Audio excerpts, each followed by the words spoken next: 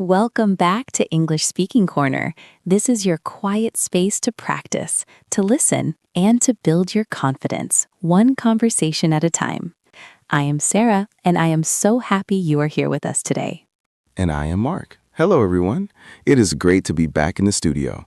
Today, we have a very special episode planned for you. It is something that almost every English learner struggles with, no matter how much vocabulary they know. That is right, Mark. We are talking about the blur. You know what I mean, right? You learn words in class. You learn do and you and want and to and go. It looks very clear on the page. But then you hear a native speaker or you watch a movie, and it doesn't sound like 5 separate words. Exactly. It sounds like one long, fast noise. Do you want to go? It sounds like a completely different language, and this can be so frustrating. I talk to students all the time who feel like their listening skills are bad, or that they are just too slow. But here is the secret we want to share with you today. It's not about speed. Native speakers are not actually speaking faster than you. They are just connecting the words. They are using specific rules to glue words together. And the good news is, these rules are not random. They are patterns. And if you can learn these patterns, if you can learn to hear the links, the blur disappears. Suddenly, that long noise breaks apart into clear, understandable words. And even better, when you start using these links yourself, you'll instantly sound smoother and more fluent. So today is a practical session. We are going to break down the 3 most common linking rules that native speakers use. We are going to practice them together, slowly and calmly. By the end of this episode, you'll be able to decode fast English, and you'll be able to speak with that nice, natural flow. Before we jump in, make sure you're comfortable. Maybe you have your headphones on, maybe you are on a walk, or just sitting with a cup of tea. Relax your shoulders, take a deep breath. Remember, there is no pressure here. We are just exploring sounds together. Let's start with the first and most common pattern. We call this the consonant slide. This happens when one word ends with a consonant sound, like a T, a D, an S, or an M, and the very next word starts with a vowel sound, like A, E, I, O, or U. In many languages, you would stop the air between these words. You would say turn, it, on, 3 separate blocks. But in English, we hate stopping the air. We want the sound to flow like a river. So we take that final consonant from the first word and we push it onto the front of the next word. Imagine the phrase turn it on. The word turn ends with an N.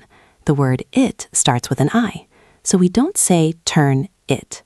We move the N over. It sounds like turn it. Can you hear that? Turn it. And then we do it again. It ends with a T. On starts with an O. We move the T over. It sounds like to knit, to knit. So the whole phrase changes. Instead of turn it on, it becomes turn it on. Turn it on. It sounds like one single word. Let's practice this. I'll say the separate words first, so you can hear the raw pieces. Then Sarah will say the connected version. After Sarah speaks, there will be a quiet moment for you to repeat it out loud. Don't be shy. Speaking out loud is how you train your muscles. Ready? Let's try simple phrases first. Here is the first one. Read it. Read it. Now you try. Did you hear that D sound move? It's not read it, it is read it. Excellent. Let's try another very common one. Come in. Come in. Your turn. That is a great example because come ends with the letter E in spelling, but the sound is M, come. So we slide that M sound over. Come in. Good. Let's do another. Wake up. Wake up. Try it. Notice how strong that connection is. It almost sounds like you are saying the word cup at the end. Wake up. This is why listening can be hard. You are listening for the word up, but your ears hear cup. Knowing this rule helps your brain separate the words correctly. Let's try a slightly longer one. 3 words. Look at it. Look at it. Look at it. Give it a try. This is really the engine of English fluency. If you master just this one rule, sliding the consonant to the vowel, you'll instantly sound more like a native speaker. It makes your speech sound less robotic and more human. And it makes speaking easier, actually. Stopping the air for every word is tiring. Look at it. That takes a lot of energy. Look at it is one breath. It's much more efficient. Let's move to the second pattern. This one is very special to American English, but you will hear it in movies, TV shows, and international business all the time. It is called the T transformation, or sometimes the flap T. This happens when the letter T comes between two vowel sounds. In clear, slow pronunciation, or in British English, it's a sharp T, water. But in American English, that T gets soft. It changes into a very quick, soft D sound. Think of the word for H2O. We don't usually say water in casual conversation. We say water. Can you hear that change? It is not a hard D like dog. It is a very light tap of the tongue on the roof of the mouth. Water. This is why Think of the word for H2O. We don't usually say water in casual conversation. We say water. Can you hear that change? It is not a hard D like dog. It is a very light tap of the tongue on the roof of the mouth. Water. This is why so many learners get confused. They are listening for a T, but they hear a D. Let's practice a few individual words where this happens, and then we will put them into phrases. Better. Better, better. You try. City. City, city. Your turn. Meeting. Meeting, meeting. Try it. Now this gets really interesting when we combine this rule with the first rule we learned. Remember the consonant slide? Often, a T at the end of a word slides over to the next word, and because it is now between vowels, it changes to that soft D sound. That sounds complicated, so let's look at an example. Take the phrase, put it away. Okay, let's break that down.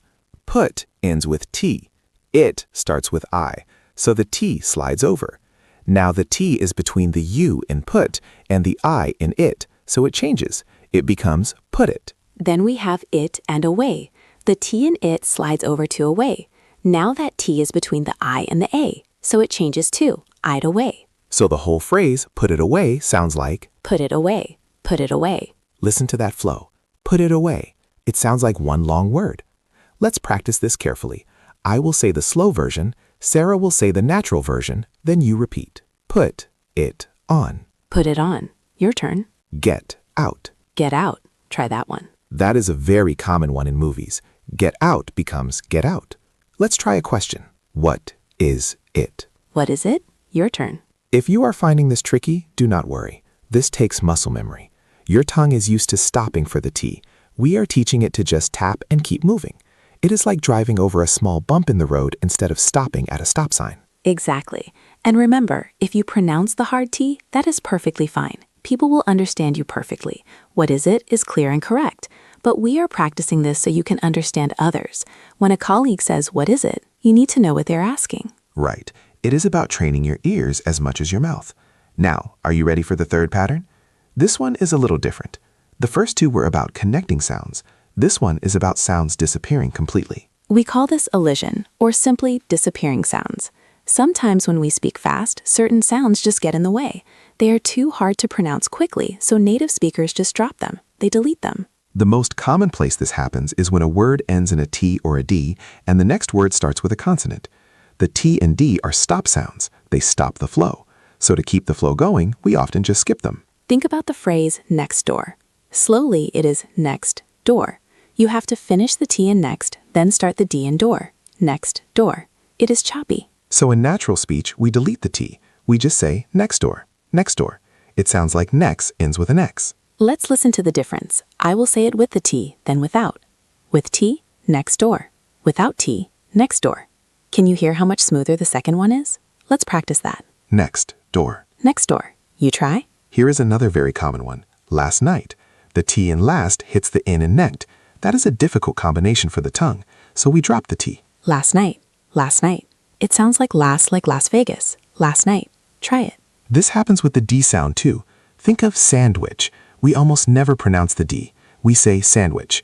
Or handbag. We say handbag. Let's try a phrase with a D drop. Good morning. Usually we don't explode the D. We don't say good morning. We stop the sound in our throat or we drop it. Good morning. Let's try a sentence where a sound disappears. I went back. The T in went is followed by the B in back. That T is going to disappear. I went back. I went back. It sounds like W-E-N. I went back. Let's practice that. I went back. I went back. Your turn. This rule is really helpful because it stops you from getting stuck. Sometimes learners try so hard to pronounce every letter that they stumble. Giving yourself permission to drop these difficult sounds can actually make you easier to understand because your rhythm is better. So we have our three tools. We have the slide, where consonants move to vowels. We have the soft T, where T becomes D. And we have the disappearing sound, where T and D vanish between consonants. Now it is time for the workout. We are going to put all of these into a real conversation. This is the grand finale. We are going to simulate a situation at a coffee shop. This is a classic fast-paced environment where these links happen constantly. I will play the role of the customer, and Mark will be the barista. First, we will just read the dialogue naturally so you can hear how it sounds at normal speed. Just listen for the links. See if you can spot them. Hi there. What can I get for you today? I'd like a cup of coffee, please. Sure. Do you want room for milk? Yes, a little bit, thanks. Okay. That was fast, right? Let's go through it line by line and decode it using our rules.